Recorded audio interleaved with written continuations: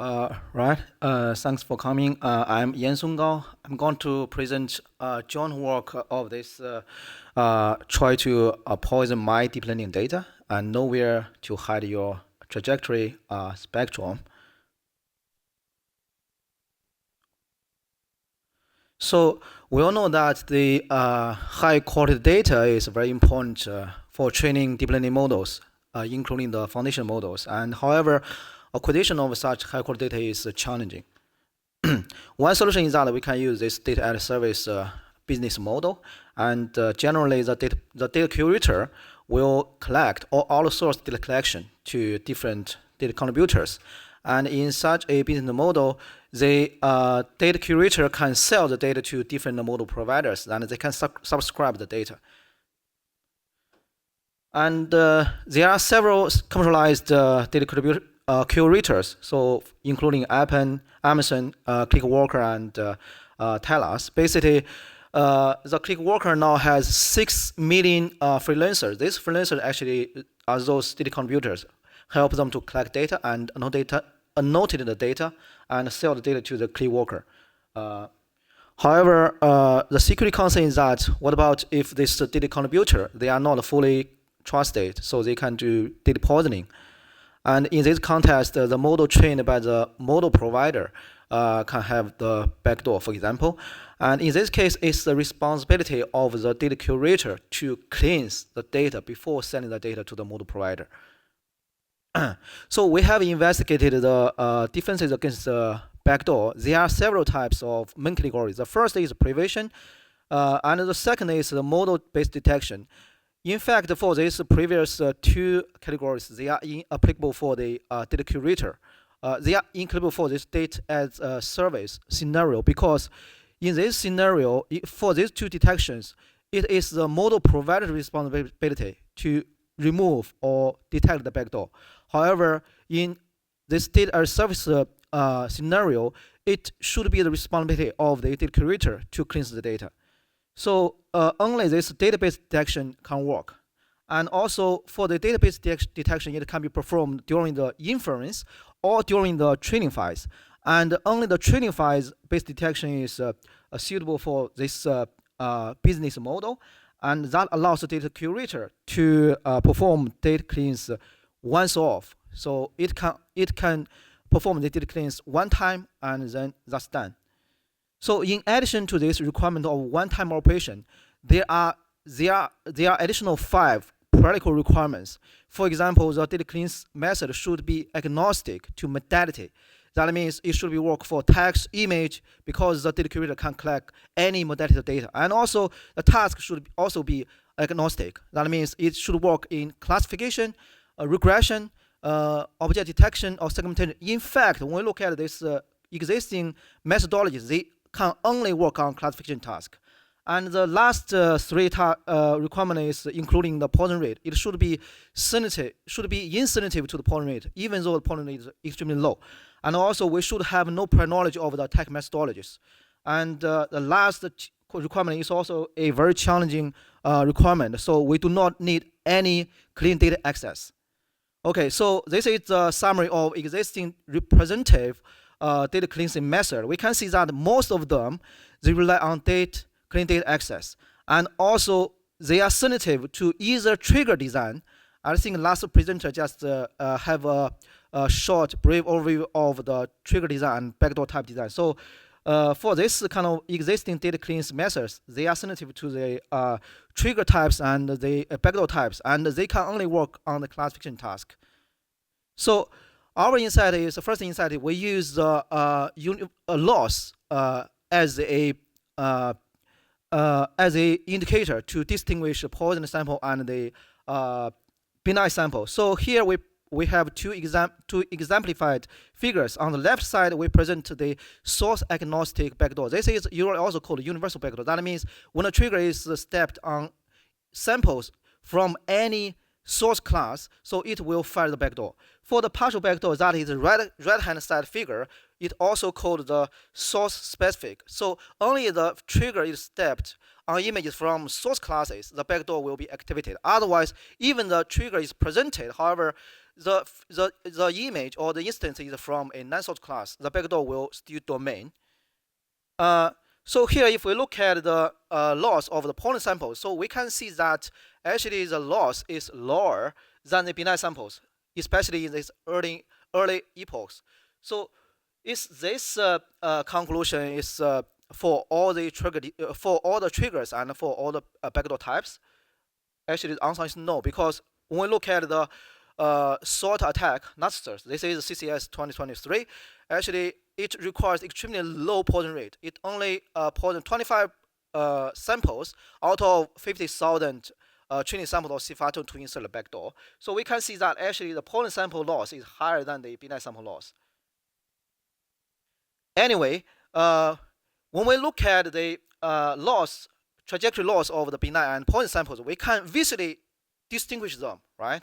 So it's not hard for us to visually dissemble them.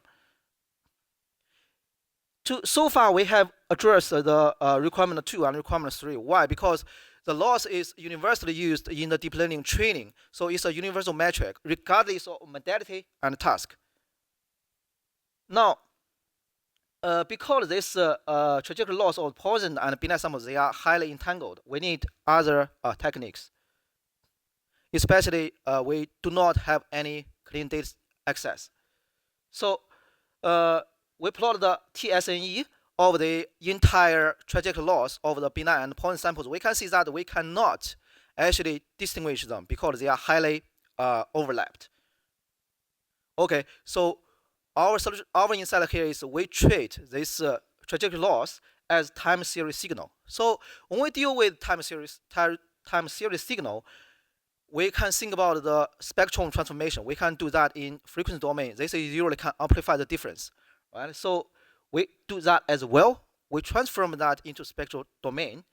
Now we see that the pollen samples can actually be well separated, almost separated from the benign samples.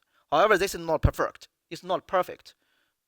Now we also look at instead of looking the entire trajectory loss, we look at the loss after convergence. We can see actually the relative difference is larger, or is more silent in this case. Now here for the left side TSNE, we do not apply we have not applied the spectral transformation. We can see essentially the pollen samples, despite they cannot be separated, but the pollen samples are more dense. So after we apply the spectral transformation, we can see it can be perfectly or is separated very well. So this is the comparison when we use the entire trajectory loss.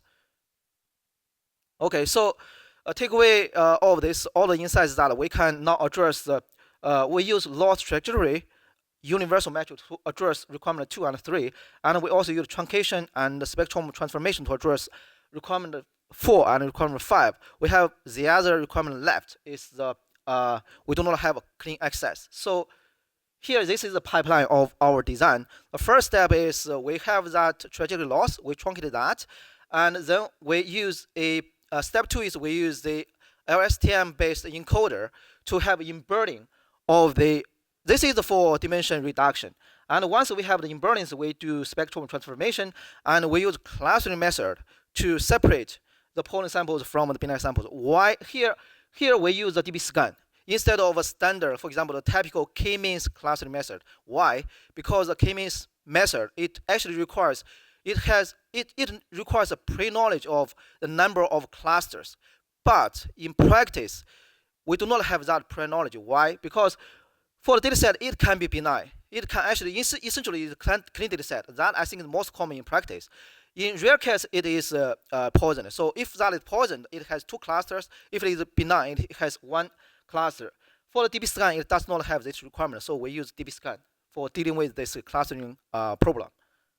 Okay, so for evaluations, we firstly evaluate that on universal backdoor, and we consider 4 different trigger types: the paired trigger, the blind, the dynamic trigger. So here we can see that detection performance is quite good. It's up to 97, and the false positive rate is quite low. That means the misclassifying the benign sample as poison samples is very rare. And here is we also evaluate on another source. This is the challenging trigger design. It also shows a very good detection performance. And then we evaluate that on different polling rate. So the performance is consistent. Here we evaluate on partial backdoor, and the partial backdoor also works very well. For comparison, we compare with the two SOTA, AirCert, and CT, both published in 2023 Eugenics. And we compare in 3 different settings: necessary trigger, partial backdoor, and the benign data set. So here we can see that our proposal telltale always perform the best.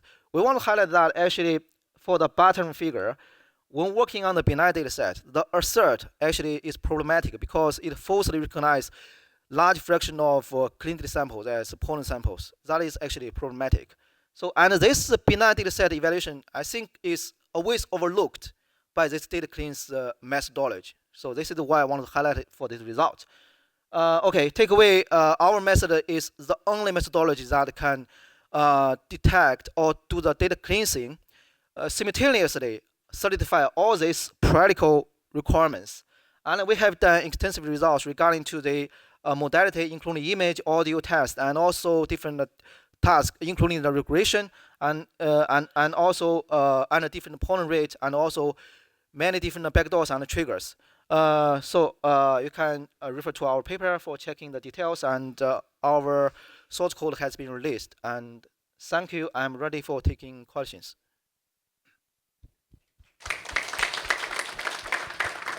Thanks. So we have time for 2 questions.